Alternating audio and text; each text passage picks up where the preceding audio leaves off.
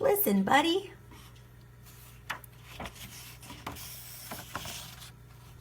Buddy's father had a beautiful big nose. He was a great sniffer. Buddy's mother had beautiful big teeth.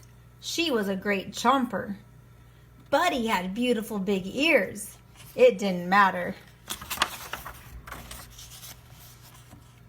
When Buddy's parents sent him to the vegetable stand to get a basket of squash, he came home with a basket of wash. When they asked him to buy 15 tomatoes, he came home with 50 potatoes. Buddy's father said, "Listen, Buddy, will you please bring me a pen?" "Who?" asked Buddy. "You," said Father. "Will you please bring me a pen?" "A what?" asked Buddy. "A pen," said his father. "Will you please bring me a pen?" "Sure," said Buddy. Buddy's father said, "Listen, Buddy." Buddy's mother said, "Listen, Buddy, will you please get me a slice of bread?" "Who?" asked Buddy. "You," said his mother. "Will you please get me a slice of bread?" "A what of what?" asked Buddy. "A slice of bread," said his mother. "Will you please bring me a slice of bread?" "Sure," said Buddy. Buddy's mother said, "Listen, Buddy." Somehow, Buddy's mind was always wandering too far away from those beautiful ears. His parents tried yelling, "Listen, Buddy!"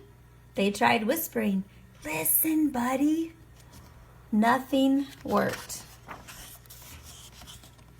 One day, Buddy got permission to go for a long hop. He had never been allowed to go beyond the vegetable stand. "Listen, Buddy," his parents warned him. "Just remember that at the end of the road, there are two paths. The path to the left will lead you around the pond and back home, but the path to the right will lead you to the cave of the scruffy varmint. And that scruffy varmint has a nasty temper, so be sure to take the path to the left." "Right?" asked Buddy. "Left," said his parents. "Right," said Buddy, and with a salute of his paw, he hopped away.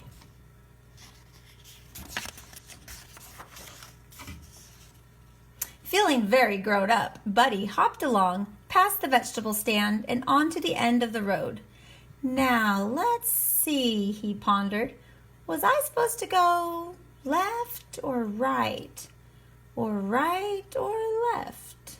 He thought as hard as he could. "The last thing I said was right, so that must be right." Right he went.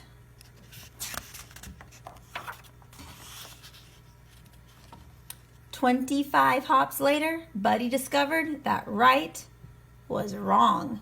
There in front of his cave was the scruffy varmint, doing scruffy things that varmints do, like snarling, mussing his hair, rubbing dirt on his knees, and scratching a whole lot of itches. At his feet was a large soup pot. "What are you going to do with that soup pot?" asked Buddy.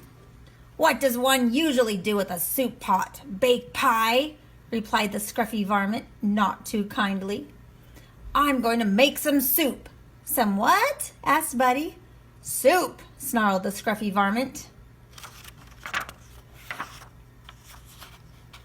Buddy had forgotten his parents' warning about the scruffy varmint. He asked eagerly, "May I help?"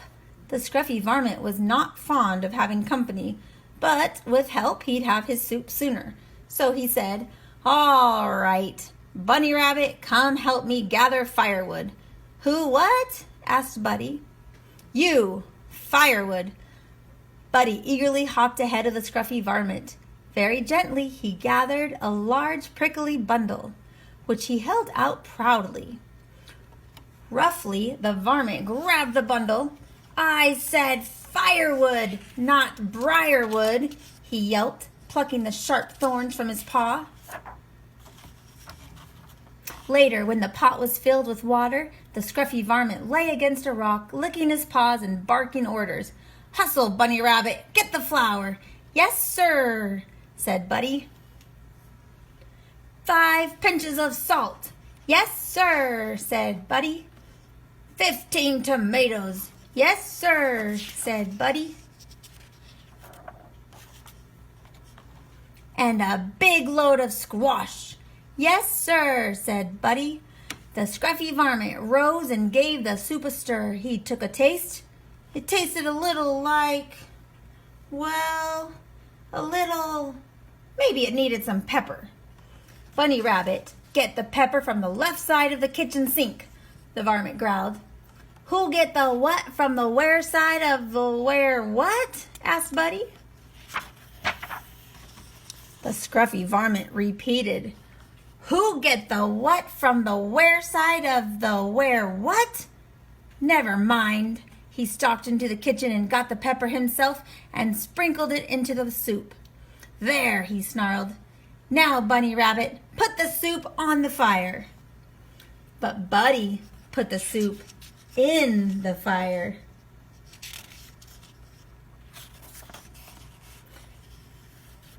The fire went hiss. So did the scruffy varmint. I'll teach you, he howled.